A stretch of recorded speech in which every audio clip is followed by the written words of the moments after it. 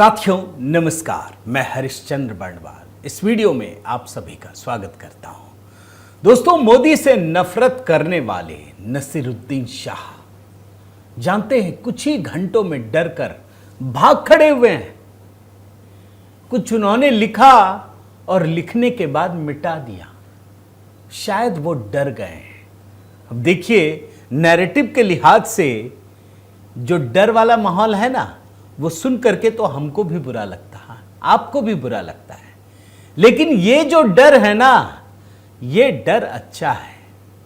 और ये डर इसलिए अच्छा है क्योंकि जो एजेंडा नसीरुद्दीन शाह और उनके जैसे लोग मोदी सरकार से सिर्फ नफरत की वजह से फैलाते हैं, अगर उनको लगने लगा कि उनके एजेंडे का पर्दाफाश हो गया है और अगर वो इस बात से डर रहे हैं, तो ये डर अच्छा है। अब अगर नसीरुद्दीन शाह को इस बात का एहसास हो गया है कि वो जो कुछ कह रहे हैं उसके पीछे का राज लोगों को पता चल रहा है, तो ये डर अच्छा है। और आपको मैं दोस्तों ये पूरा का पूरा डिकोड इसलिए भी करना जरूरी है कि नसीरुद्दीन शाह दरअसल जैसे कहते हैं ना, किसी बात को कहना हो तो आदमी बिल्कुल सीधे सपाट भाषा में कह देता है, लेकिन बात कुछ और कहनी है और किसी और का सपोर्ट लेकर आप कहते हैं। मसलन मैं आपको एक एग्जांपल देता हूं कि आपको पाकिस्तान के ही गुण गाने हैं, ये तय है, लेकिन आप बदले में कुछ और कह करके किसी के कंधे पर बंदूक रखकर आप पाकिस्तान का सपोर्ट कर रहे हैं। पहले लोगों को समझ में नहीं आता था, अब समझ में आने लगा। और इसीलिए कह रहा हूं दोस्तों कि नसीरुद्दीन शाह का डर अच्छा है। और इसके साथ ही सिर्फ नसीरुद्दीन शाह नहीं, बल्कि एक खान सर भी हैं, बड़े चर्चित हैं। बड़ा अच्छा लगता है सुनने में, एकदम ठेठ बिहारी भाषा में। अब उन्होंने भी नकाब उतार दिया है। अभी हाल ही में उनकी शादी हुई है और उस शादी के बाद नकाब उतार करके जो काम कर रहे हैं ना, अगर वही पहले होता तो वो भी अच्छा था। भैया, जो कहना है खुलकर कहो ना यार, खुलकर करो, उसमें किसी ने रोक लगा रखी है क्या? अब ओवैसी चुनाव लड़ते हैं, कुछ भी करते हैं, ये लोकतंत्र है, हर किसी को अधिकार है। लेकिन नकाब ओढ़कर ये क्यों कर रहे थे? तो आज की कहानी में दोस्तों ये दोनों किरदारों को जरा ढंग से डिकोड करूंगा। मैं निवेदन करता हूं दोस्तों कि आप कमेंट के साथ जरूर आइएगा। कई चीजें ऐसी होती हैं जो दिखती तो कुछ और है मगर अंदर में कुछ और ही होता है। ये तो तब पता चलता है जब वो नकाब उतरता है, और वही मैं आज इस वीडियो में करने जा रहा हूं। साथ ही आपसे निवेदन भी है दोस्तों कि जैसा मैंने आप सभी से वादा किया था, HB मेलोडी पर बिल्कुल एक नया गीत दोस्तों, एकादशी त्योहार पर। ये उत्सव है एकादशी का। आप देख रहे हैं, बहुत ही मेहनत के साथ इसे लिखा है, तैयार किया है, और एक विशेष अवसर है दोस्तों। आप जानते हैं कि हर महीने 2 बार एकादशी का पर्व आता है, और हमारे सनातन संस्कृति में दोस्तों इसका बड़ा ही महात्म्य है, बहुत महात्म्य है। लेकिन जो अभी 6 जुलाई को है दोस्तों, उसे देवशयनी एकादशी यानी आषाढ़ी एकादशी, पद्मा एकादशी, हरिशयनी एकादशी, कई नाम से जाना जाता है। और मान्यता है कि इस दिन भगवान विष्णु क्षीर सागर में 4 महीने के लिए योग निद्रा में चले जाते हैं, और इसीलिए इस एकादशी का बड़ा महत्व है दोस्तों। मैं सच कहूँ तो सालों पहले कभी किसी पुजारी से बात हो रही थी, उन्होंने मुझे एकादशी के महत्व के बारे में बताया था। तब हमारी टीम ने तय किया था कि एकादशी पर एक नया गीत तैयार करूँगा। तो मैं निवेदन करता हूँ दोस्तों कि इस गीत को आप ज़रूर देखिएगा, अपने कमेंट कीजिएगा और हर किसी तक इसे पहुंचाइएगा।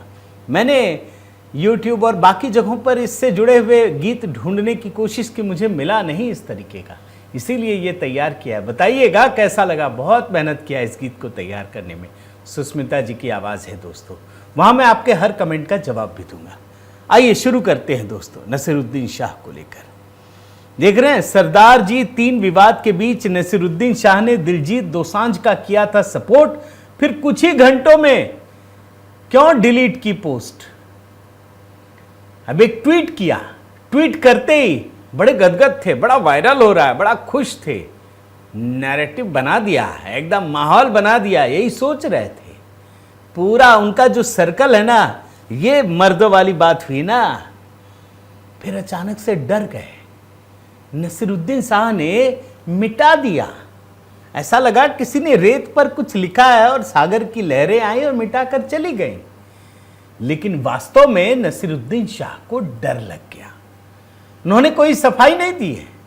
अब उन्होंने क्या लिखा है, जरा पहले वो पोस्ट मैं आपको दिखाता हूं। उन्होंने डिलीट तो कर दिया, लेकिन मिल तो जाता ही है ना। आप देखिए ना क्या लिखा है। I stand firmly with Daljit. The dirty tricks department of Jumla party has been awaiting a chance to attack him. They think they have got it at last. मैं हिंदी में करके बताता हूं दोस्तों, क्योंकि हमारे सामाजिक मीडिया परिवार के अधिकांश सदस्य हिंदी में हैं। मैं दिलजीत के साथ मजबूती से खड़ा हूं। जुमला पार्टी के डर्टी ट्रिक्स डिपार्टमेंट को उस पर हमला करने का मौका मिल गया है। खुल के भी नहीं कहते, कह दो यार मोदी नाम ही लिख दो, क्या करना है उसमें, कोई बात नहीं, समझ गए होंगे आप। जुमला पार्टी के डर्टी ट्रिक्स डिपार्टमेंट को उस पर हमला करने का मौका मिल गया है। उन्हें लगता है कि आखिरकार उन्हें मौका मिल ही गया। फिल्म की कास्टिंग के लिए वह जिम्मेदार नहीं थे, बल्कि डायरेक्टर जिम्मेदार थे। लेकिन कोई नहीं जानता कि वह कौन है, जबकि दलजीत को पूरी दुनिया जानती है। और उन्होंने कास्ट के लिए इसलिए हामी भरी क्योंकि उनके दिमाग में जहर नहीं भरा है। ये गुंडे चाहते हैं कि भारत और पाकिस्तान के लोगों के बीच व्यक्तिगत संपर्क खत्म हो जाए। आगे की लाइन महत्वपूर्ण है। ये गुंडे चाहते हैं कि भारत और पाकिस्तान के लोगों के बीच व्यक्तिगत संपर्क खत्म हो जाए। वहां मेरे करीबी रिश्तेदार और कुछ प्यारे दोस्त हैं, और कोई भी मुझे उनसे मिलने या उन्हें प्यार भेजने से नहीं रोक सकता। और जो लोग कहेंगे पाकिस्तान जाओ, तो उनका जवाब है कैलासा जाओ। And my response to those who will say go to Pakistan is go to Kailasa. Naseeruddin Shah ने, चलो कोई बात नहीं है, ये सब ओढ़ करके जो कहते हैं ना, रंगा हुआ सियार समझते हैं ना, ये रंगा हुआ सियार है दरअसल। इन्होंने नकाब ओढ़ रखी है, लेकिन लिख ही दिया तो लिख दिया, डरना का है। सब तो लिख ही रहे थे कि ये हुई ना मर्दों वाली बात, लिख दिया। दिलजीत को समर्थन कर रहे हैं। और आपको वैसे बता दूं दोस्तों कि पॉपुलर सरदार जी जो फिल्म है ना, उसकी ये तीसरी किस्त है, सरदार जी 3, जिसमें पाकिस्तान की हीरोइन हानिया आमिर के साथ दिलजीत ने काम किया, जिसकी वजह से आलोचनाओं का शिकार हो रहे हैं। अब अगर आप नसीरुद्दीन शाह के ट्वीट को समझे दोस्तों, तो वो कहते हैं कि मैं दिलजीत के साथ खड़ा हूं, और वो अगर किसी में लीड रोल में है तो ये उनकी जिम्मेदारी नहीं है।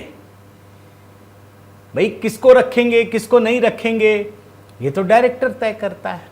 पल भर के लिए इसको मान लीजिए, लेकिन आगे जो लिखते हैं दरअसल वो महत्वपूर्ण है। जो बात उनके दिल में रह रहकर चाहती है निकल जाए फफोले की तरह, वो निकल नहीं पा रही है। दिलजीत ने एक मौका दे दिया है। हकीकत क्या है जरा आप समझिए। इस पोस्ट से दरअसल साफ है दोस्तों कि नसीरुद्दीन शाह दिलजीत के बहाने अपनी गोटी सेट कर रहे हैं। ये जो पाकिस्तान के प्रति प्रेम है ना, पाकिस्तान में रहने वालों के प्रति जो प्रेम है, कि पाकिस्तान का प्रेम जो निकल नहीं पा रहा है, दरअसल जो रह रहकर उमड़ता रहता है, वो दिलजीत के बहाने दरअसल नए नए तर्क गढ़ रहे हैं। ये कहते हैं कि कला और सिनेमा को राजनीतिक तनाव से अलग रख दिया जाए। कोई इस नसीरुद्दीन शाह से जाकर पूछे, मैं इस वीडियो के माध्यम से पूछता हूं, कि क्या देश की सीमा पर जो तनाव होता है, जो युद्ध होता है, मरने की सिर्फ जैसे कहते हैं ना कि आपने ठेकेदारी दे रखी है क्या सेना को? क्या सेना का काम है मरना? और आपका काम है मौज करना। क्या देश के प्रति आपकी जिम्मेदारी नहीं है? जिस देश के साथ इतना भयंकर युद्ध हुआ, जिस देश ने भारत की आत्मा को बार बार जख्मी करने का प्रयास किया, जिस देश का आतंकवादी भारत में घुसकर, धर्म पूछकर, पैंट खुलवाकर, कुछ लाइनें बुलवा करके हत्या कर देता है, उस देश के प्रति आपका प्रेम यूं उमड़ता है? क्या आप ये भूल जाते हैं कि सीमा पर सेना के साथ क्या कुछ हो रहा है और आप मौज काटना चाहते हैं? और मैं तो ये कहता हूं दोस्तों कि अगर यही प्रेम है तो खुलकर बोलो ना।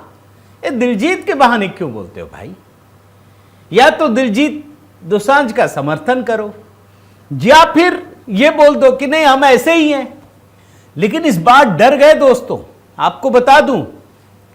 और ये डर इसीलिए मैंने कहा कि अच्छा है, क्योंकि लोग समझ गए कि ये आदमी चाहता क्या है, ये कहां जा रहा है, ये दिलजीत के कंधे पर बंदूक रखकर कहना क्या चाहता है। और ये वही नसीरुद्दीन शाह है दोस्तों, जो इससे पहले कई बार कह चुके हैं कि और मकसद था मोदी जी को बदनाम करना। उनको ये लोकतांत्रिक आदमी नहीं है, डिक्टेटरशिप को। भाई जिस देश के प्रधानमंत्री को इस देश ने पूर्ण बहुमत दिया दशकों बाद, उसको बदनाम करने के लिए यह आदमी कई बार कह चुका है कि भारत में डर का माहौल है, अपनी राय व्यक्त करने में डर लगता है। इसने असहिष्णुता का मुद्दा उठाया, धार्मिक स्वतंत्रता का मुद्दा उठाया, यह भी कहा कि अभिव्यक्ति की स्वतंत्रता पर अंकुश लगाया जाता है। इस आदमी ने सीएए के नाम पर लोगों को भड़काया, एनआरसी का विरोध किया, कलाकारों और बुद्धिजीवियों पर बवाल किया। यह भी कहा कि उन्हें कभी भारत में अपनी पहचान को लेकर असुरक्षा महसूस नहीं हुई, अब होती है। यह एहसास कराया जा रहा है कि ये मुसलमान हैं, भारतीय नहीं। अब नसीरुद्दीन शाह से ये पूछना पड़ेगा ना कि जब युद्ध के माहौल में पाकिस्तान के प्रति आपका प्रेम रह रह कर उमड़ता है, तो आप पर सवाल क्यों नहीं उठेंगे? और मान लीजिए सवाल ना उठे तो आपने डिलीट क्यों किया? यानी आपको एहसास हो गया, या तो आपको अपनी गलती का एहसास हो गया, या आप डर गए कि लोग आपके एजेंडे को समझते हैं। आप वैसे दोस्तों कमेंट करके बताइएगा। ये तो नसीरुद्दीन शाह ने नहीं बताया, लेकिन आपको क्या लगता है कि इनको अपनी गलती का एहसास हो गया होगा इसलिए पोस्ट डिलीट किया, या फिर ये डर गए? और डर गए तो ये डर अच्छा है या नहीं है? वैसे दिलजीत दोसांझ, आपको बताऊं दोस्तों, पॉपुलर पंजाबी सिंगर है, कई हिट गाने गाए हैं और कई इंटरनेशनल प्लेटफॉर्म पर, ये या तो भारत में रहते हैं या कनाडा में रहते हैं, मैं देख रहा था। और दिलजीत का क्यों विरोध हो रहा है इस बात को समझिए। पहलगाम में जब हमला हुआ तब भारत ने पाकिस्तान के स्टार्स को बैन कर दिया। यह कहा गया कि उसको काम नहीं देना है, लेकिन अचानक दिलजीत की मूवी में वो नजर आई। लोगों ने भारत में विरोध किया कि भाई इसको तो अब रिलीज नहीं होने देंगे, विरोध करने लगे। हालांकि कुछ इम्तियाज अली जैसे लोगों ने उन्हें सपोर्ट भी किया, जिसमें अब नसीरुद्दीन शाह भी शामिल हो गए। लेकिन मैं आपको यह भी बताना चाहता हूं दोस्तों कि ये जो पाकिस्तानी अभिनेत्री है, हानिया नाम है, हानिया आमिर, इसके बारे में थोड़ी जानकारी देता हूं। ये लेडी, ये जो हीरोइन है, इसने ऑपरेशन सिंदूर को कायरतापूर्ण कहा था। इसने ऑपरेशन सिंदूर के बारे में आप सोचिए। और आपको मैं इसका पोस्ट दिखाता हूं, आप देखिए। पहलगाम आतंकी हमले के बाद भारत ने कई पाकिस्तानी समाचार आउटलेट और फिल्मी सितारों के सोशल मीडिया अकाउंट पर प्रतिबंध लगा दिया गया था। इस पर हानिया आमिर ने फातिमा भुट्टो का पोस्ट शेयर करते हुए अपने एक शब्द के पोस्ट में ऑपरेशन सिंदूर पर प्रतिक्रिया दी थी। क्या लिखा है देखिए, कायरतापूर्ण। मैं हिंदी में पढ़ देता हूं, देखिए नीचे हिस्से में, क्वाडली, कायरतापूर्ण। अच्छा, एक और बात बताता हूं ये दिलजीत के बारे में, कि जब दिलजीत दोसांझ की आलोचना होने लगी कि आपने हानिया आमिर को क्यों ले लिया, तब उसने चुप्पी तोड़ी और उसने ये कहा कि यह प्रोजेक्ट तो पहले ही पूरा हो गया था, उसके बाद यह घटना हुई। लेकिन कई लोगों ने जानकारी दी, याद दिलाया कि 2019 में पुलवामा आतंकी हमले के बाद से पाकिस्तानी कलाकारों के साथ काम करने पर पूरी तरह से प्रतिबंध लगा दिया गया है। क्या आईपीएल में प्रतिबंध नहीं है? कितने सालों से? तो संभव है दोस्तों दिलजीत दोसांझ ने इसको हल्के से लिया हो, मैं मान लेता हूं, चलिए। लेकिन नसीरुद्दीन शाह ने इसके बहाने जो काम करने की कोशिश की है वो बड़ा खतरनाक है। ये पाकिस्तान का प्रेम। और नसीरुद्दीन शाह की जब मैं बात कर रहा हूं ना दोस्तों, तो थोड़ा सा आपको, एक खान सर है बिहार वाले, बड़ा जबरदस्त है ये पाकिस्तान वाला। अब देखिए ये तरीका होता है, ये जनाब जो खान सर हैं, अब देखिए मकसद पाकिस्तान अगर सपोर्ट भी करना हो, मान लीजिए, तो कोई सीधे थोड़ी कहेगा आज के दिन में कि पाकिस्तान अच्छा है, ये है, बुरा है। मोदी विरोध कीजिए, काम बन जाता है। अब मोदी विरोध क्यों, मैं आपको दिखाता हूं। ये खान सर का एक वीडियो है, अब ये मैं आपको दिखा नहीं सकता, ये किसका है, मैं जरा खोलकर देखता हूं। मैं आपको सिर्फ स्क्रीनशॉट दिखाता हूं दोस्तों। देख रहे हैं इसमें खान सर कॉपीराइट टीम भी लिखा हुआ है, तो मैंने इसका एक हिस्सा लिख लिया है। क्या कहता है, मोदी को बोल देना, मोदी जी बैलेंस करने में लग जाते हैं। जयशंकर तो पूरी दुनिया को झुका रहे थे, दुख होता है इस चीज से। ये इंसान कहता है कि पाकिस्तान का एक भी एयरपोर्ट कैसे बच गया। यह ऑपरेशन सिंदूर पर सवाल उठा रहा है। इसको लगता है कि कोई खिलौना फेंक रहे थे यहां से मिसाइलों को। मतलब आप सिर्फ समझिए कि किस तरीके से यह विरोध करता है। एक दूसरा वीडियो मैंने देखा, यह भी देखिए। इसमें यह व्यक्ति कहता है कि बिना मतलब वाली चीजें ठीक नहीं है, मीडिया में डिप्लोमेसी है। यह डिप्लोमेसी नहीं, मीडिया डिप्लोमेसी। हम मीडिया में दिखा रहे हैं कि हमारे 10 सांसद जा रहे हैं, जिन सांसदों को भेजे उनमें से आधे को सार्क और बिम्स्टेक में अंतर की समझ नहीं है। ये बहुत बड़के ज्ञानी हैं, इनको सब पता है। ये सांसदों का जो डेलीगेशन भेजा जा रहा था ना, इनको बड़ी तकलीफ हो रही थी। अब ये तकलीफ क्यों हो रही थी, ये ऑपरेशन सिंदूर का विरोध क्यों कर रहे थे, जरा इस बात को समझिए। दरअसल इनकी राजनीतिक जो दिलचस्पी है ना, वो बढ़ती जा रही है। अभी मैंने आपको दिखाया था ना, न्यूयॉर्क में ममदानी मेयर के पोस्ट में एक बड़े कंटेस्टेंट बनकर उभर गए हैं। इनकी भी राजनीतिक महत्वाकांक्षा आगे हावी हो गई है। ये अवध ओझा सर के बारे में बचाव करते हुए, जो अभी आम आदमी पार्टी के साथ गए थे, कहते हैं कि मेरा मानना है कि पढ़े लिखे लोगों को राजनीति में आनी चाहिए। और इसके बाद आप देखिए, ये रिपोर्ट देखिए, ये 18 जून 2025 की है। कहां से गाड़ी चली है खान सर की और कहां पहुंच रही है, इस बात को कनेक्ट कीजिएगा। ये संजय सिंह से मिले। आपको पता है ना दोस्तों कि आम आदमी पार्टी बिहार में अकेले चुनाव लड़ना चाहती है, और आम आदमी पार्टी की कोशिश ये है कि जो युवाओं में लोकप्रिय है उसको साध लिया जाए। और खान सर तो एक परफेक्ट मसाला है, आप समझते हैं दोस्त, और इसीलिए ये सारी चीजें हो रही हैं। और ये भी 2 नाव में सफर कर रहे हैं। अभी मैं एक बयान सुन रहा था, आपको सुनाता हूं। ये तेजस्वी यादव में इनको एकदम आदर्श नजर आ रहा है। खान सर पढ़ाते हैं, आईएएस आईपीएस की तैयारी कराते होंगे, और जो व्यक्ति 10वीं पास है वो इसके लिए आदर्श हो गया। जरा तेजस्वी यादव पर इनके क्या विचार हैं, जरा सुनिए ना। यादव में जी देखिएगा, वो केवल मुद्दों की बात करते हैं, भाषणबाजी इधर उधर नहीं। सही है, रोजगार दिया भी, शिक्षा की बात करते हैं, महंगाई कम करने की बात करते हैं। जनता को और क्या चाहिए? सीधी सी बात, यहाँ पे युवाओं को रोजगार चाहिए। छोटे से समय में टीचर की इतनी वैकेंसी निकाले, अच्छी बात है ना। यहाँ पे एक और वीडियो दिखा दोस्तों। अब ये वीडियो तो मैं दिखा नहीं पाऊंगा, सिर्फ बता देता हूं। बाबर की बात आती है ना दोस्तों, तो खान सर एकदम चहक उठते हैं, इनको गुस्सा आता है। खान सर, बाबर की बात होगी, बोलते हैं इस में का करप्शन नहीं दिख रहा, बाबर का करप्शन दिख रहा है। पूरा बाइटिंग कर रहे हैं। और मैं तो दोस्तों सही बताऊं, बहुत सारी बाइटें। मतलब अभी एक बयान देख रहा था, उसमें कह रहे हैं कि मालदीव उसके राष्ट्रपति के पास अपना प्लेन नहीं है, इस राष्ट्र के पास अपना प्लेन नहीं है, अंबानी के पास अपना प्लेन है।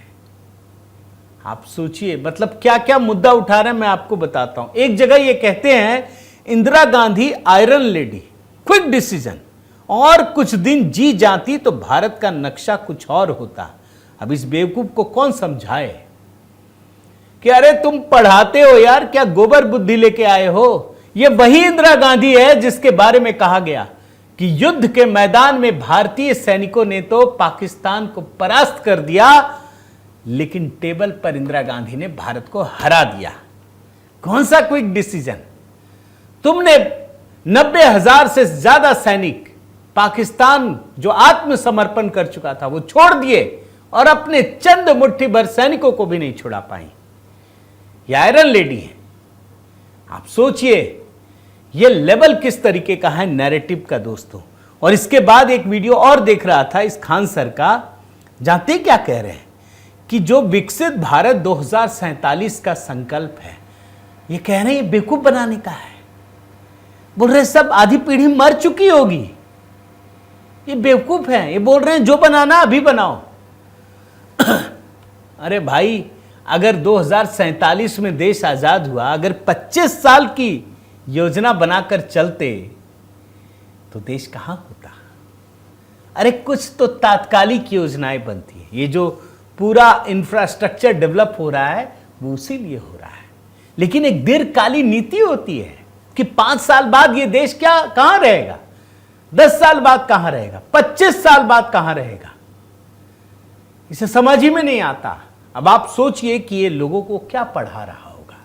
अगर मन में मोदी के प्रति जहर भरा है तो ये बच्चों को क्या पढ़ा रहा होगा। सोचने की बात है। और मैं तो निवेदन करता हूं, ऐसे बहरूपिये से सतर्क रहना बड़ा जरूरी है दोस्तों, वरना पूरी की पूरी पीढ़ी करप्ट हो जाएगी। वो कहां से क्या नैरेटिव घुसा देंगे समझ ही में नहीं आएगा। मैं उम्मीद करता हूं दोस्तों ये वीडियो आपको पसंद आया होगा। मैंने नसीरुद्दीन शाह की पूरी कहानी दिखा रहा था, उसी दौरान ये खान सर के कुछ वीडियो पर मेरी नज़र पड़ी, इसीलिए मैंने जोड़ दिया। आपसे निवेदन करता हूं दोस्तों कि ज़रूर कमेंट कीजिएगा, खास करके नसीरुद्दीन शाह पर, कि आखिर वो जो डर कर भाग खड़े हुए हैं वो सही है या गलत है। और हाँ, आपसे निवेदन है कि ज़रूर अगर आपने इस वीडियो को सब्सक्राइब नहीं किया है चैनल को तो कीजिए, लाइक कीजिए, बेल आइकन दबाइए। और एकादशी पर दोस्तों, ये उत्सव है एकादशी का, सुष्मिता जी ने गाया है। इसके बोल, लिरिक्स, म्यूज़िक, कंपोजिशन, तमाम चीज़ें, और वीडियो भी बड़ा स्पेशल शूट किया है दोस्तों। बताइएगा कैसा लगा। बहुत बहुत धन्यवाद। जय सिया राम।